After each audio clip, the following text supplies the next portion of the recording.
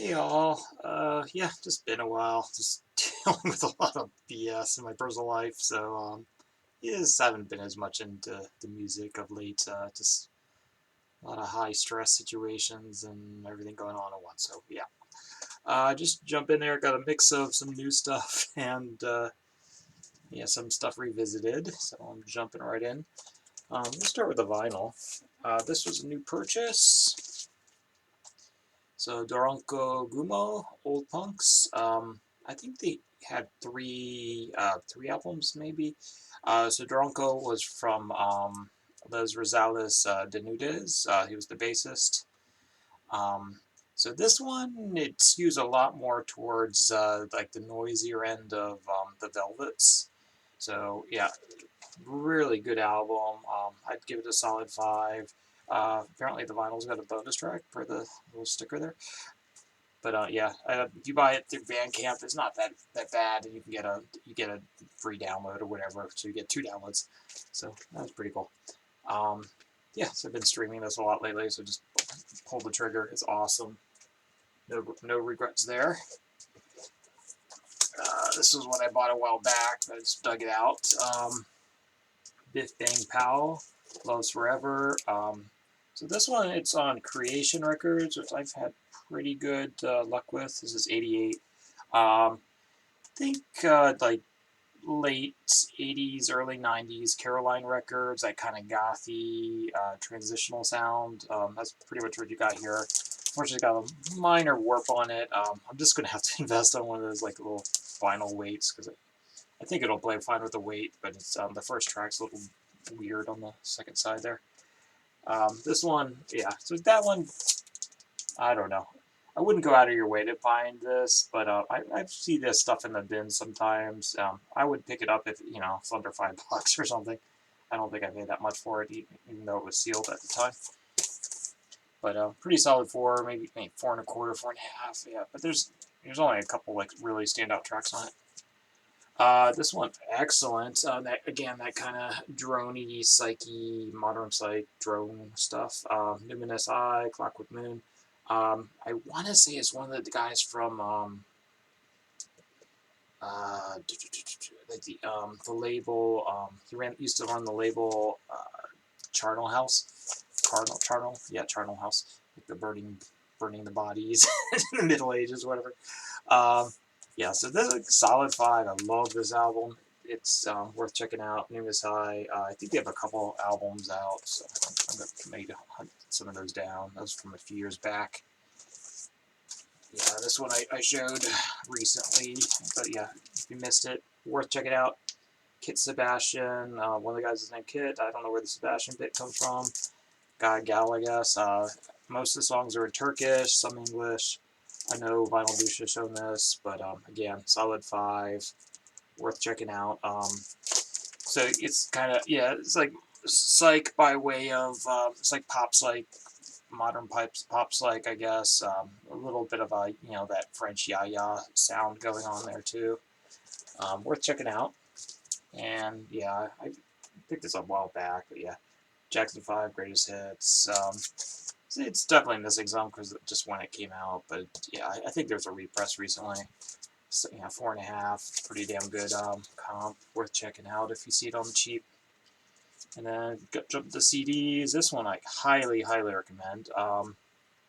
Yeah, this one you might consider getting on CD. You can still get vinyl copies. This is Jamie Branch, the trumpet player. Fly or Die Live. So it's a 2-disc, whether you get it on CD or on vinyl. It flows really nicely on CD, I'll say that. I bought Fly or Die 2 on vinyl. I might get Fly or Die 1 on vinyl as well, but the live versions are pretty close to the other albums, and it has basically both albums on 2 discs. So you might consider getting this on vinyl or on CD, but I will say the albums, like basically one CD cuts to the next. If you have a changer, it kind of makes sense because it changes right into the next song immediately. So it's like basically being there when they're playing it. Packaging's nothing special, and yeah, if you get it on get it on CD, you're probably not missing out on that. Like the artwork's just cool, but it's nothing like spectacular. So Jamie Branch, Fly or Die Live, that's a solid 5. Really, really good. But just warning, it does have some like vocals. It's that kind of like political, like you'd see in the '60s jazz. So a lot of the Black Lives Matter stuff like that. If that doesn't appeal to you, stay far away because you will not like that album. But otherwise, solid 5.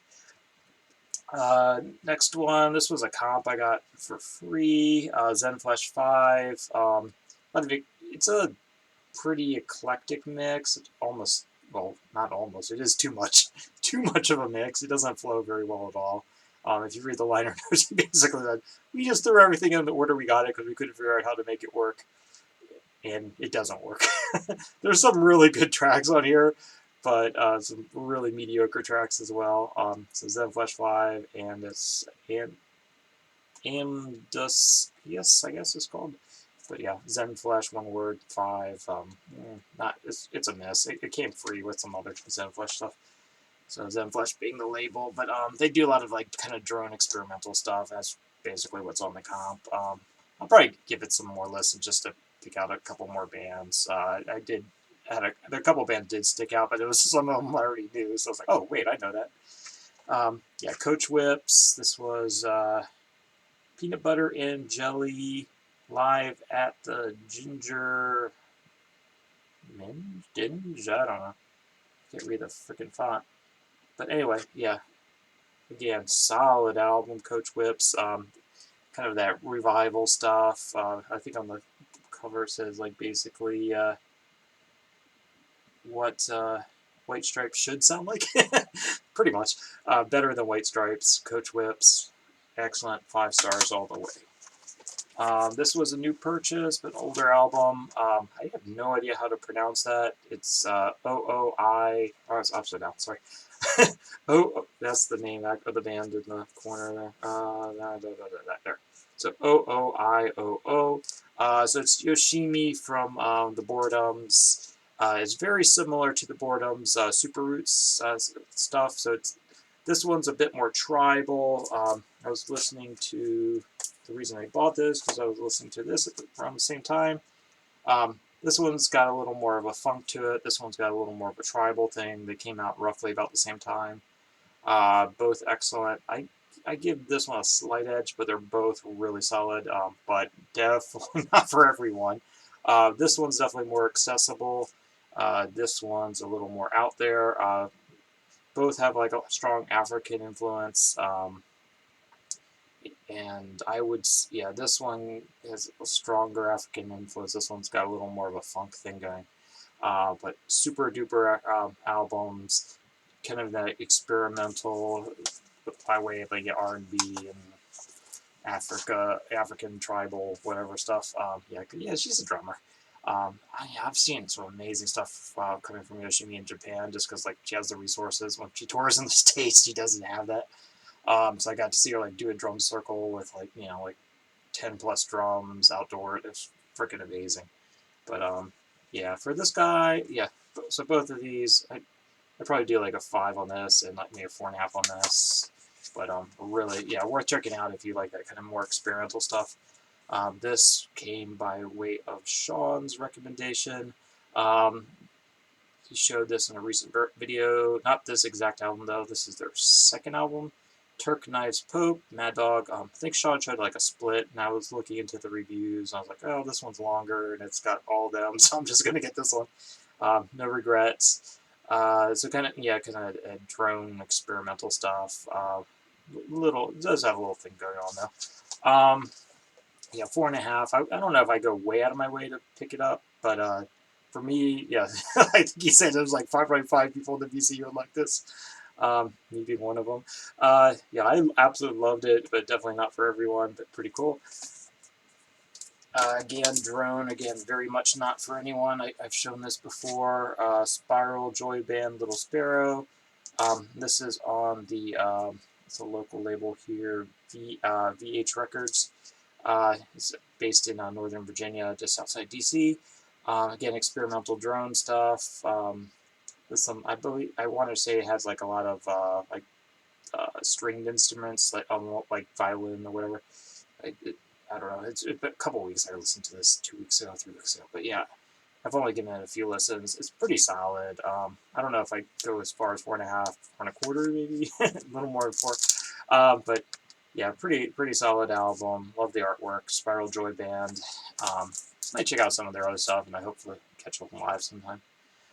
Some thrift pickup a while back. Offspring, Americana, 4. It's slightly uneven, but it's a fun, nostalgic listen, whatever. Plus the one's got like Pretty Fly for a White Guy on it. Kids Aren't Alright. Americana, of course. Why don't you get a job? They're poppy best, I guess. Yeah, this is again thrift pickup. Killer sound not as good as their first. It's starting to age a little bit, I feel. If you get any one Killer's album, it's probably the first one. So as soon as I get a hold of the first one, I'm just going to run into it in the thrift at some point or find it cheap somewhere. As soon as I get the first one, I'm probably going to sell this one because there's not a whole lot going on there.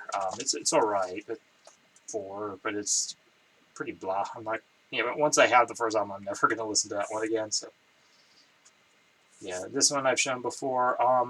Adriatic songs. I think they get usually dropped into the doom metal thing. Think of the more slow, prodding, doomy sound of the Melvins is kind of pretty much what you get here. They use a lot of like Gregoric chant stuff kind of thing. I don't know. It's they're kind of like a little gimmicky, but I really like this band. I'm definitely going to be picking up some more of their stuff. There's another album that came out roughly about the same time as this. I definitely want. I've been streaming a lot. So it works pretty well as like kind of backgroundy music, and you can just kind of crank it too, just have it there. And then yeah, this was a thrift find.